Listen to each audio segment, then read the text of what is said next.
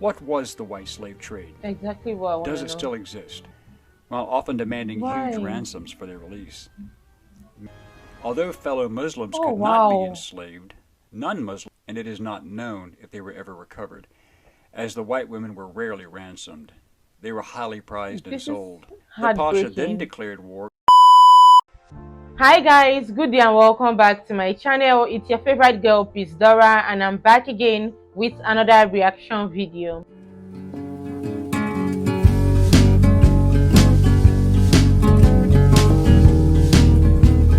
So guys, today I'm going to be checking out something different, not music. The video is titled Truth About White Slave Trade, Forgotten History. Guys, I'm really curious about this forgotten history and I really cannot wait to get into it. I've really not heard anything about white slave trade, white slave is not a common title. It's usually black slave, and all that. So I cannot wait to get into this one. But before then, if this is your first time here, hello, how are you doing? Thank you so much for stopping by. My name is Peace Dora. Kindly subscribe to the channel, turn on the notification bell so you get notified whenever I post a new video. Give me a big thumbs up if you eventually enjoyed this video, and of course leave a comment for me. So guys, without wasting much of your time, let's get right into the video. Science fiction pictures. Slavery is as old as human civilization, dating back beyond recorded history, and it exists even still today. Every culture on every continent practiced some form of slavery, whether it was serfdom, indentured servitude, or collective peasantry. However, when the slave trade is mentioned, people normally think of the black African slave trade to the Western Hemisphere during the colonial period from 1500 to the mid-1800s, as practiced by the European colonial powers. Estimates range from 10 to 13 million Africans being brought to the New World, with around 10 million surviving to be sold in North and South America, as well as in the Caribbean islands. Of this number, the best estimate is that 450,000 went to the British, French, and Spanish colonies in what is now the United States and Caribbean. Brazil alone received almost 5 million, the rest going to the Spanish colonies in South America. Slavery still exists in the world, yet most of the major powers ignore the fact and refuse to even acknowledge that it still exists. It is still quite active. Yet, 6 decades before the American Civil War, a war was fought by the United States on foreign shores to try and stop the white slave trade. What was the white slave trade? Exactly what I want to know. Does it still exist? Who were the Barbary pirates? What was the result of American intervention? How did it occur, and what was the aftermath? And how did 9 U.S. Marines and their mercenaries make history and give birth to a legendary fighting force while also ending the white slave trade in North Africa? Hello, I'm Colin Heaton, former soldier, Marine Corps scout sniper, history professor, historian, and book author, and we will answer these questions and other issues on this segment of Forgotten History. Okay, forgotten history. What did you just say? White slave trade in North Africa. This is what I'm thinking. Okay, let's see. Forgotten history. During the late 18th and early 19th centuries, the world was on fire, as France and Britain were engaged in the Napoleonic Wars, which was another series of conflicts just like the 7 Years' War, again involving every nation in Europe. The 7 Years' War was also known as the French and Indian War in the United States. Both these conflicts were fought on every continent and on every ocean and in every colony. Even during these protracted wars, the transatlantic slave trade continued. It was big business. While the European powers were destroying each other, Thomas Jefferson became the 3rd President of the United States from March 4, 1801 to March 4, 1809, and he had several major issues to contend with. The Louisiana Purchase of 1803 from France doubled the size of the United States. The Yazoo territorial disputes in western Georgia were hotly contested. The launching of the Lewis and Clark expedition in 1804 to explore the newly acquired country and the contested issue of slavery. In 1806, Jefferson denounced the international slave trade as a violation of human rights and called upon Congress to criminalize it. Congress responded by approving the act prohibiting importation of slaves the following year. No longer could slaves be brought from Africa, although slavery was still legal in the United States. Then there were also the rising tensions between the United States and Great Britain, which dominated the final years of Jefferson's second term, as the Royal Navy had been seizing American merchant ships and impressing sailors. However, one situation which has gone largely unnoticed in history was Jefferson being the first president to send the military overseas into direct action: the war against the Barbary pirates. For decades prior to Jefferson's accession to office, the Barbary Coast pirates of North Africa had been capturing foreign merchant and warships, stealing their valuable cargoes, and enslaving crew members, while often demanding huge ransoms for their release. Many of these ships and crews were American. Before independence, American merchant ships were protected from the Barbary pirates by the naval and diplomatic influence of Great Britain, which had threatened the use of military force should their ships be molested. However, that American protection came to an end after the colonies won their independence. The Barbary pirates also attacked the coastal northern Mediterranean, launching attacks against France, Italy, and Sicily, kidnapping women as white slaves, primarily and whenever possible, notable wealthy persons and ships for ransom. In their feverish search for white women slaves, a few pirates even went as far as the coast of Iceland, raiding inland to kidnap women and bring them back to North Africa. North African slave markets thrived, as, under Islamic law, known as Sharia, although fellow Muslims could not be enslaved, non-Muslims could be and were. Over a period of more than 300 years, it is estimated that 1 million white Europeans, to include those captured at sea as well as through land raids abroad, were enslaved. Many of these were Americans captured at sea. In 1794, in reaction to the attacks, Congress had passed a law.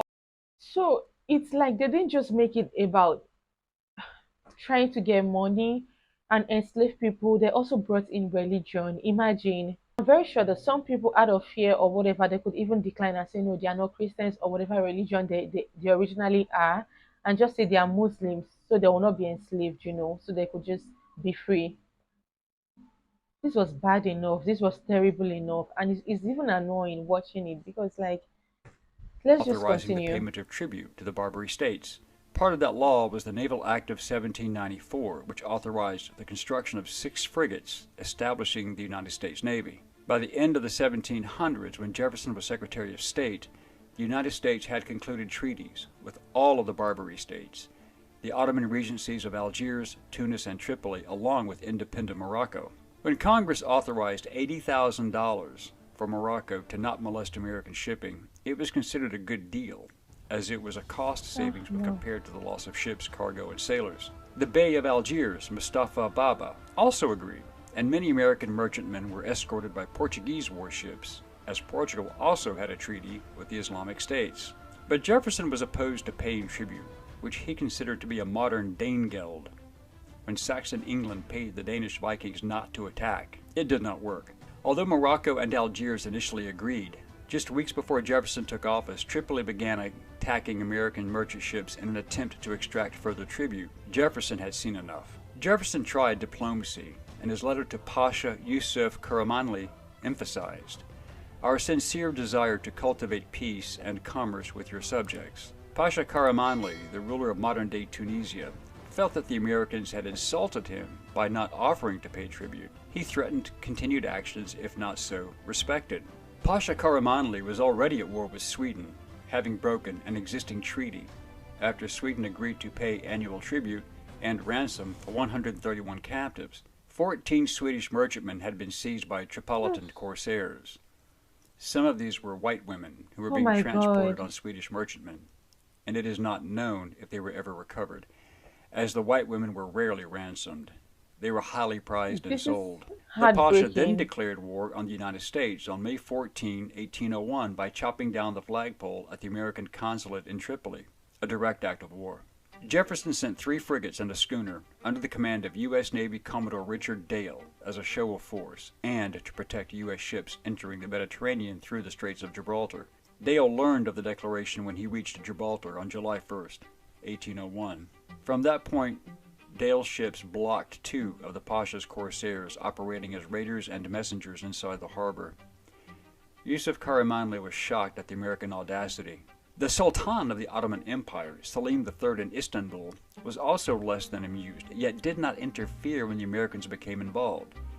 He had just concluded treaties with Russia and Austria and was trying to westernize his empire along Western lines. This included eliminating the white slave trade, and this position was not favored by many of his subordinate regional leaders, especially in North Africa, and they launched a revolt against him, and his cousin and successor, Mustafa IV, had him murdered in 1807.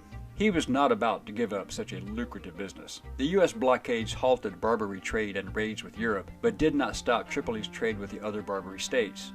It did, however, incite the other rulers, who considered siding with the Pasha, and they expelled their American diplomats. The United States was putting a major dent into their pirate enterprises, to include the white slave trade. The possibility of Tunis, Algiers, and Morocco joining forces as a result of losing this lucrative business became a serious concern during 1802, but in 1803, Captain Edward Preble was the new American naval commander, and he was aware of the white slave trade and piracy, and he began to deal with it.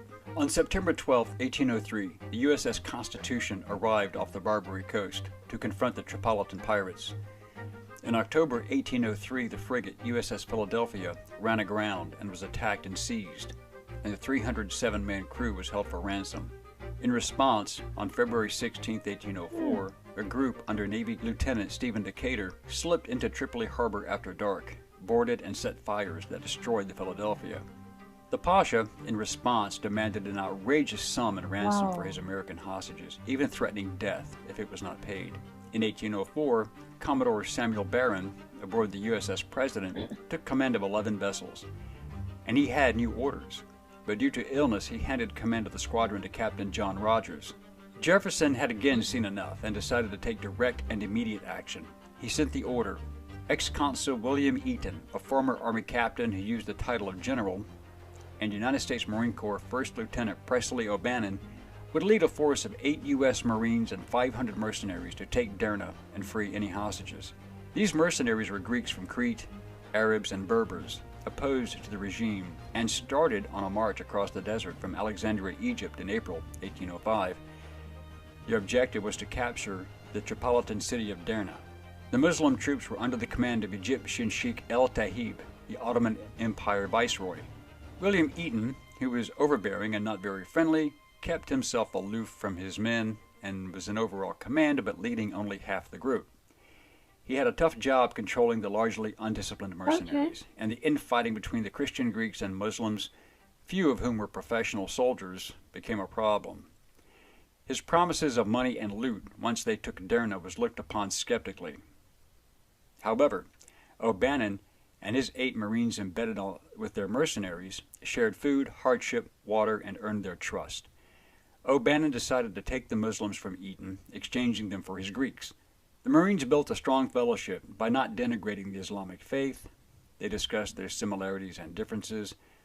O'Bannon also knew that many of these men had either been hostages themselves or had lost friends and family to the white slave trade. Eaton reported in May 1805, quote, "Our only provisions are a handful of rice and 2 biscuits."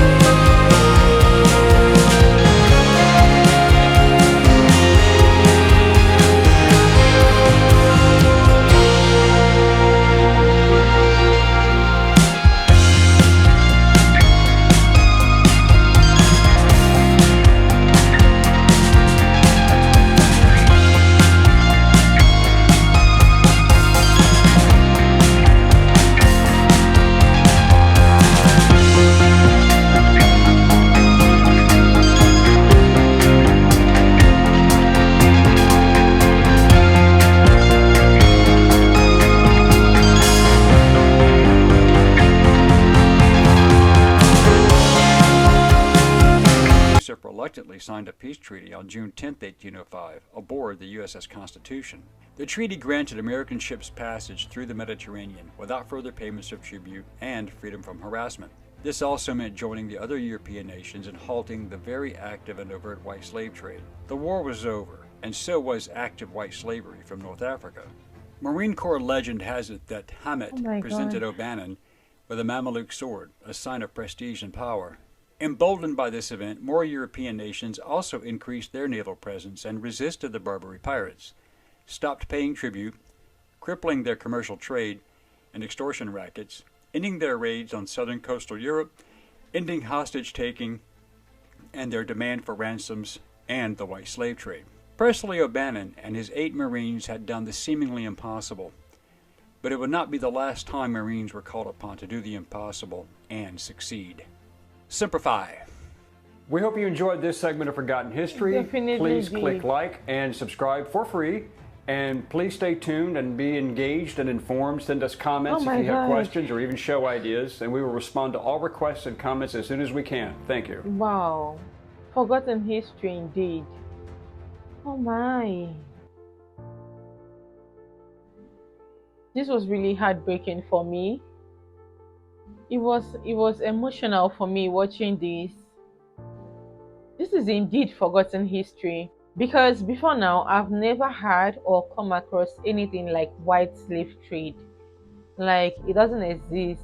But watching this now, this video is very educative. I love to watch documentaries like this because I get to learn a lot, and they are very, very informative and educative. Like, just look at this, imagine. And like I would always say, it's always been because of money. Anytime slave trade is mentioned, anytime the word slave is mentioned, like the word money comes along, the word money just accompanies it. Like they were kidnapping innocent white women to ask for ransom. Like it makes sense now because like it still happens till date. It's still happening. Not as much, not common, but yeah, it's something that I can relate to, and it's really bad, it's really terrible. And watching this is really heartbreaking, especially when it got to the part when it was about religion as well and all that. And I'm just so grateful that we live in a better world now. And yeah, I'm grateful that we live in a better world now, and all this is at least gone. And yeah, I can imagine the number of people who lost their lives in the process because probably their families were not able to pay the ransom, or for one reason or the other, and all that. And it's just terrible. It's just really bad. This is real. This happened, and it's just so glaring and obvious. And it's really bad. At some point, I got really heartbroken, and I just was emotional because, like, I can't even imagine. I can't. Thank you all so much for watching this one. I hope you learned one or two things and you enjoyed my reaction as much as I did filming it. Please do leave your comments below. Tell me what you think. You know, just share your thoughts with me. I would love to read from you. I would love to know what you think. Give me a big thumbs up if you enjoyed my reaction, and please consider subscribing if you're not already subscribed. It will go a long way. Please do. I love you. God bless you. Share this video with your friends and loved ones. That's one way you can support the channel. Stay safe out there, and I'll see you all on my next video. Bye.